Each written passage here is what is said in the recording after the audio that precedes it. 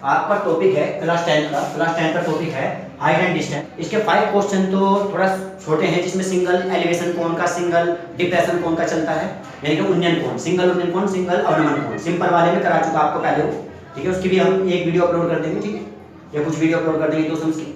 अब फिलहाल यहाँ से टफ क्वेश्चन स्टार्ट होते हैं, जिसमें डबल एलिवेशन कोण और डबल डिप्रेशन कोण स्टार्ट होंगे, ठीक है। ये एलिवेशन कोण और डिप्रेशन कोण होते कैसे हैं वैसे मैं पहले बता चुका हूँ, पर एक बार फिर से समझिए। जब हमारी आंख नीचे होती है, हम नीचे से कहीं ऊपर देखते हैं, जैसे कि आपकी सीट में बेस बनेगा, बेस आधार बनेगा।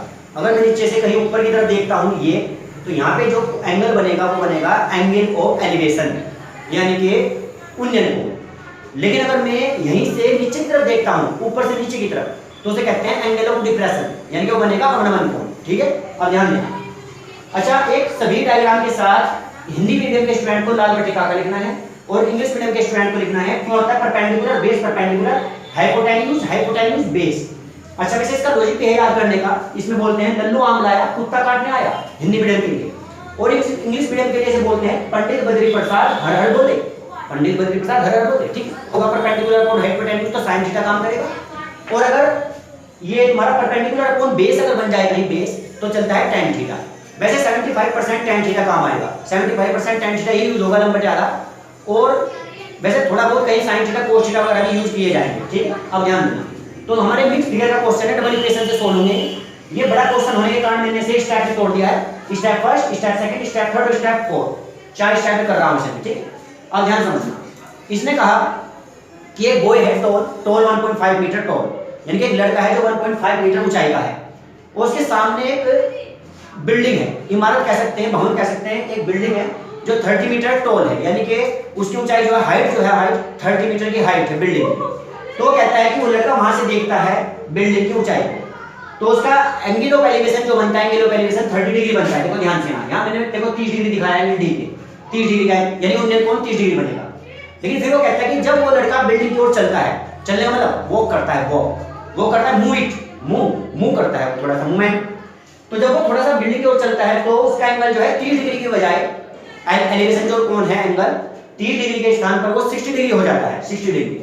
यहाँ पे जाने फिट का मतलब पैर, दोनों पैर हैं वहां से, फुट माने तो पैर ही होता है, फिट उसका प्लूरल वर्ड होता है, ठीक है। तो यहाँ पे खड़ा है लड़का, लेकिन उसकी आंख कहाँ होगी, आंख तो ऊपर ही होगी। तो जहां पे उसकी आई होगी, आई वहां पे उसे बेस कहा जाएगा। क्या कहा जाएगा? बेस। तो उसका बेस यहाँ बनेगा। तो हम देखो क्या करेंगे, इसमें मैंने लिखा हुआ है डी जो है, देखो ये इसने कहा डीएफ। अब डीएफ देखो कौन सा, डीएफ ये है, और बी कौन सा, ये है। अगर ये 1.5 है तो इसका मतलब ये भी 1.5 ही होगा। अगर ये 1.5 है तो ये भी 1.5 होगा, क्योंकि वर्टिकल हाइट है, ठीक है, दोनों बराबर 1.5 से।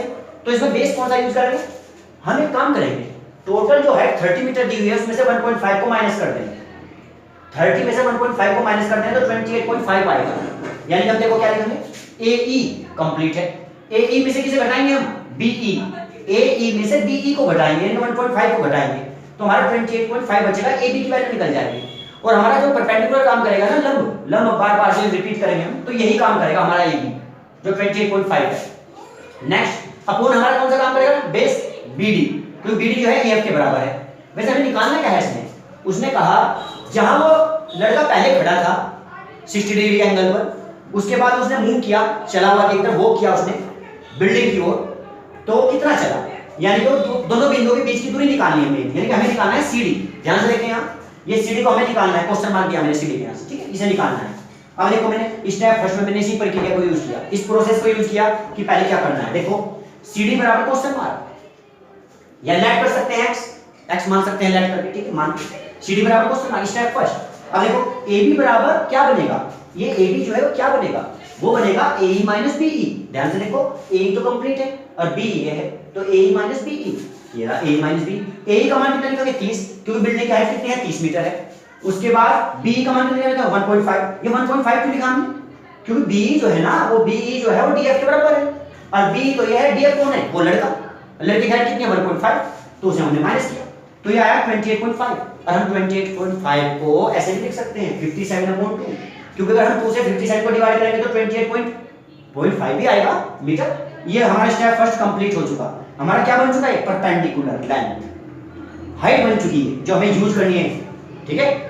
अब एक बात का ध्यान करना, डबल एलिवेशन कोण का क्वेश्चन हो, या डबल डिप्रेशन एंगल का हमारे पास सम्स हो, हमेशा डबल इक्वेशन बनेगी। सभी सवाल के अंदर, सभी सम्स के अंदर डबल इक्वेशन बनेगी, दो इक्वेशन।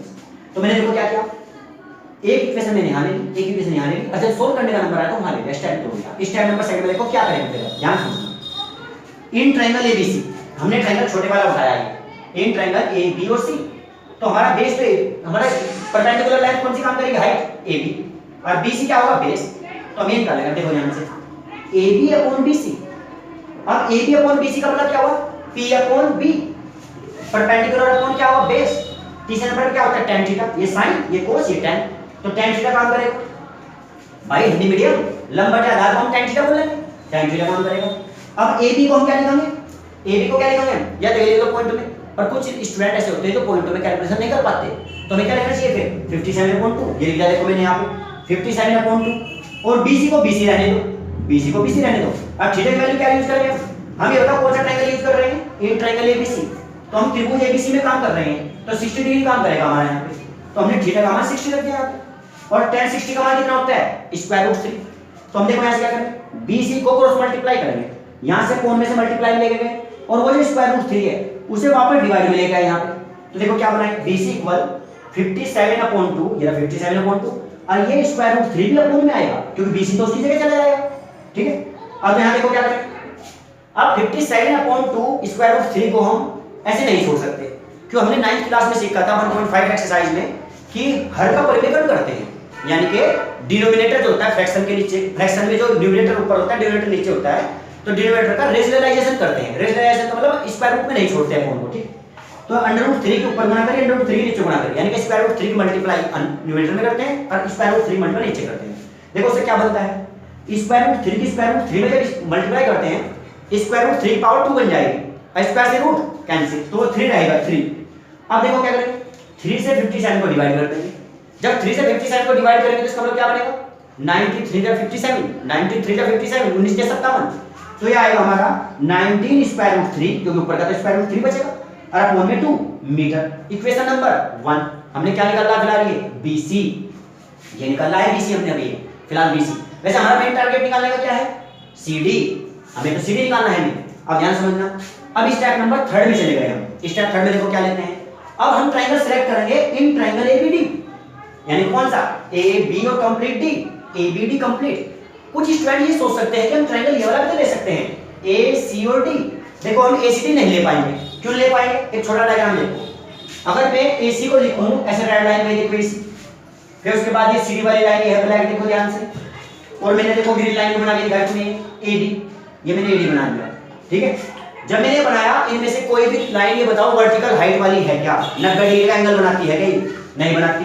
देखो ना तो ये बनाने की 90 डिग्री, ना ये ना नहीं। तो हाइट एंड डिस्टेंस के क्वेश्चन में, हाइट एंड डिस्टेंस के क्वेश्चन में हमेशा एक वर्टिकल हाइट का होना जरूरी है, यानी कि राइट ट्रायंगल काम आता है हमेशा। अगर हम राइट ट्रायंगल से सवाल करेंगे तभी होता है, 90 डिग्री का एंगल बनना चाहिए, इनमें कोई भी वर्टिकल हाइट नहीं है। ये मैंने इसलिए बताया क्यों, कोई भी स्टूडेंट ये सोच सकता है कि ये वाला ट्रायंगल क्यों यूज नहीं कर रही है, तो समझ में आई बात। तो बार बार हमें 90 डिग्री लेना पड़ेगा, ये देखो यहाँ पे 90 डिग्री है, यहाँ पे 90 डिग्री, तो हम इसे एक बार तो क्या यूज करेंगे ABC, और एक बार यूज करेंगे ABD। वर्टिकल हाइट तो AB चलेगी, AB ही चलेगी, कोई 90 डिग्री बनाती है, वो वर्टिकल हाइट है, ऊर्ध्वाधर ऊंचाई, ठीक है। अब ध्यान समझना, तो ABD में क्या करेंगे, AB अपॉन BD, क्योंकि AB तो यही काम करेगा, लेकिन BD कौन सा काम करेगा, कंप्लीट, पूरा कंप्लीट BD। और बराबर क्या लिखेंगे, tan थीटा, क्योंकि वही परपेंडिकुलर अपॉन बेस काम कर रहा है, लंबवत के आधार काम कर रहा है, tan थीटा काम करेगा। थीटा क्या है इस बार 30 डिग्री, tan की देखो यहाँ AB की वैल्यू क्या रखी फिर से 57/2, 57/2, और साथ में क्या लिखेंगे अपॉन में BD। इस बार BC चला था पहले तो, क्योंकि बेस इतना था बस, इस बार बेस कंप्लीट है तो क्या चलेगा BD। और tan 30 का मान क्या होता है, 1/√3। ये वैल्यू याद करनी, तुम्हें टेबल याद कराई थी मैंने, पूरी ट्रिग्नोमेट्री पढ़ाई, तो याद करनी चाहिए, ठीक है। तो 1/√3 लिख देंगे इसे, उसके बाद फिर से क्रॉस मल्टीप्लाई करेंगे, क्रॉस मल्टीप्लाई, BD की 1 में मल्टीप्लाई करो तो BD रहेगा वो, ठीक है। और जब √3 की इसमें जाएगी मल्टीप्लाई तो वो यहाँ पे आ जाएगा, तो 57√3 और अपॉन में क्या है 2, इक्वेशन नंबर 2, ठीक है। इसमें √3 की मल्टीप्लाई मत करना ऊपर नीचे, क्योंकि इसमें तो अपॉन में आया था √3, इसमें तो मल्टीप्लाई में है, तो कोई प्रॉब्लम नहीं, ऐसे छोड़ दो इसे। अब हमारा टारगेट चलेगा, देखो दोनों समीकरण तैयार हो चुके हैं। अब हमें क्या निकालना है, मेन टारगेट क्या था हमारा, CD निकालने का। उसने कहा था वो लड़का पहले बिंदु से दूसरे बिंदु तक मूव करता है, मूवमेंट करता है, वो करता है वो, तो कितनी दूरी चला, ये निकालना है CD question mark. Green colour का क्वेश्चन मार्क देखो यहाँ पे, ठीक। अब देखो, तो अगर मुझे सीडी निकालनी हो तो देखो ध्यान से समझना, अगर मैं बीडी में से, कंप्लीट बेस में से, बीडी में से अगर मैं बीसी को घटा दूं, देखो बीडी में से बीसी को घटा दूं तो क्या बचेगा, सीडी।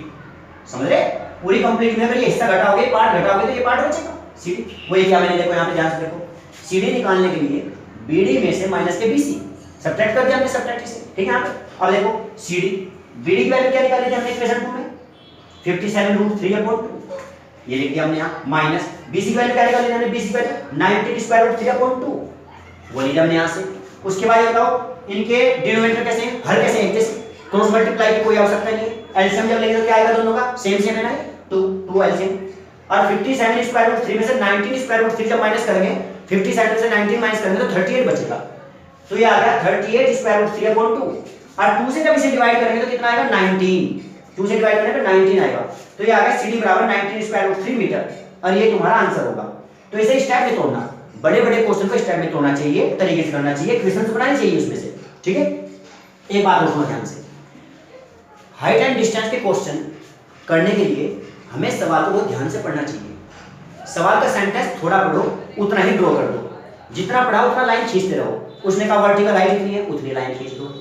जो स्टूडेंट डायग्राम सही बनाएगा वो अपना क्वेश्चन भी सही करेगा। हाइट एंड डिस्टेंस, ऊंचाई दूरी के जो क्वेश्चन होते हैं, सम्स होते हैं, वो डायग्राम पे डिपेंड करते हैं। अगर आपका डायग्राम सही है तो 90% क्वेश्चन आपका सही है, 90% क्वेश्चन तो डायग्राम पे डिपेंड करेगा। अगर आपका डायग्राम गलत है तो आपका क्वेश्चन भी गलत ही होगा। तो डायग्राम बहुत ध्यान से बनाना होता है, इसमें पूरा क्वेश्चन नहीं पढ़ना होता है। थोड़ा सा क्वेश्चन पढ़ो, उसी लाइन को ड्रॉ कर दो, थोड़ा पढ़ो उसी लाइन को ड्रॉ कर दो, समझ समझ के अपने चित्र को बनाने की कोशिश करो। घर से रिवाइज जरूर करना, सेल्फ स्टडी करना, ठीक है। अपना ध्यान से इसे नोट करो। फिलहाल ये देखो सवाल के